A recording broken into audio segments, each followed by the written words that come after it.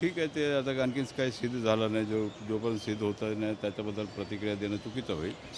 तर महत्त्वाचं म्हणजे आम्ही काय आलो दुसऱ्या कामाच्या निमित्ताने आम्ही इथे आलो आणि आमच्या आता जे MD आले आपलं प्रभाकर, ते म्हणजे महत्त्वाचं म्हणजे तिथे जे आता हिअरिंग होता आपला पुढच्या गाडीचा, जिथे की आपल्याला अधिकचा अधिक माल काढला पाहिजे या दृष्टिकोनातून 25 मेट्रिक टन आपण काढणार आहोत. म्हणजे लोकांच्या दृष्टिकोनातून हा फार महत्त्वाचा प्रोजेक्ट आपण आज ते हिअरिंग झालेलं आहे. दावोसमध्ये गडचिरोलीसाठी जवळपास 3000 कोटींचे करार झाले. गडचिरोलीत एवढे दिवस झाले राजकारण करताय, तुम्ही याचं स्वागत करणार तर काय वाटतं यामुळे चेहरामोहरा बदलेल? नाही, आता ते 3000 नाही, आता 1.5 लाख कोटी इन्व्हेस्ट करणार आहेत आपले जिंदाल साहेब JSWच्या माध्यमातून. कल्याणी 5000 कोटी इन्व्हेस्ट करणार आहेत. तर अशा प्रकारचा इन्व्हेस्टमेंट त्या आपल्या या गडचिरोली जिल्ह्यामध्ये होत आहे आणि एक चांगला एक काम म्हणजे फार मोठा जे आमचं विजन होतं ते विजन पूर्ण होत आहे आणि त्या दृष्टीने एक चांगलं काम होतं. धनंजय मुंडेंचा राजीनामा मागतायत, तुम्ही एक वरिष्ठ नेते त्या पक्षाचे म्हणून तुमचं काय मत आहे? नाही, आता जे मागणी करणारे सगळे मागणी करतात, परंतु जोपर्यंत सिद्ध होत नाही, काय त्याच्यामध्ये लिंक होत नाही, तोपर्यंत आता ते आमचे वरिष्ठ नेते अजितदादा पवार ते पाहतील काय करायचं. तुम्हाला काय वाटतं?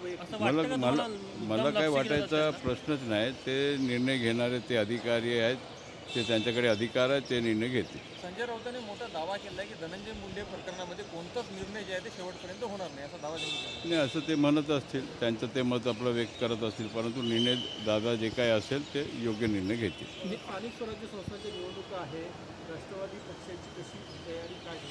नाही, आम्ही आमच्या जिल्ह्यामध्ये आपण कामाला लागलेलो आहोत, सगळे लोक कामाला लागले आहेत आणि त्या दृष्टिकोनातून आम्ही जरूर जिल्ह्यामध्ये महायुतीचं आम्ही आघाडी करून आम्ही निवडणूक लढणार. निधी मिळत आहे का तुम्हाला? कारण की आपण पाहिलं यापूर्वी आरोप प्रत्यारोप होत होते, महाविकास आघाडी असेल त्यानंतर महायुतीमध्ये आमदारांना निधी मिळत नाही. एका पक्षातला आमदार असला दुसऱ्या पक्षात सरकार असलं, तुमचा अनुभव काय आमदार म्हणून? थोडाफार कमी जास्त लोक बोलत असतात, परंतु निधी सगळ्यांना भेटते. तुम्हाला मिळत आहे गडचिरोलीला? मिळणारच ना. गडचिरोली का आता आम्ही सगळं पैसे इतका उभा करत आहोत, तर गडचिरोली कसं नाही मिळणार? अंजली दमानिया यांनी अजित पवारांना धनंजय मुंडेंविरुद्ध जे दिली आहे, त्यानंतर काही पुढच्या घडामोडी काही पावलं उचलणार नाही, असं ते बोलत आहेत, परंतु काय वस्तुस्थिती आहे ते आता आपल्याला कळेल. दादा ते मुख्यमंत्र्यांशी बोलतील आणि त्या निर्णय घेतील. या सरकारमध्ये ऑडिट सिस्टम असणार आहे, मंत्र्यांच्या कामगिरीचं पुढच्या काही दिवसात ऑडिटही होणार आहे. तुम्हाला अजूनही आशा आहे असं वाटतं? नाही, ऑडिट म्हणजे आता चांगलं आहे. मुख्यमंत्री ऑडिट घेतलंच पाहिजे, काय मंत्री करत आहे नाही करत आहे. जे मंत्री निष्क्रिय नसतील त्याच्याबद्दल ते योग्य ते निर्णय घेतील.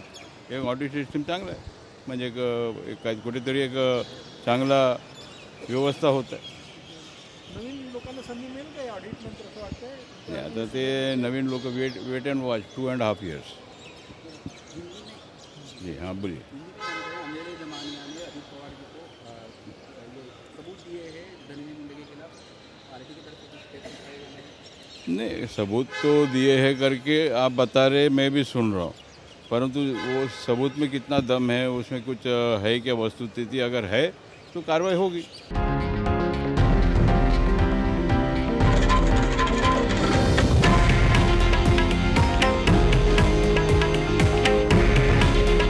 हे आहे देशातील नंबर 1 न्यूज नेटवर्क आणि आपण पाहत आहात TV9 मराठी.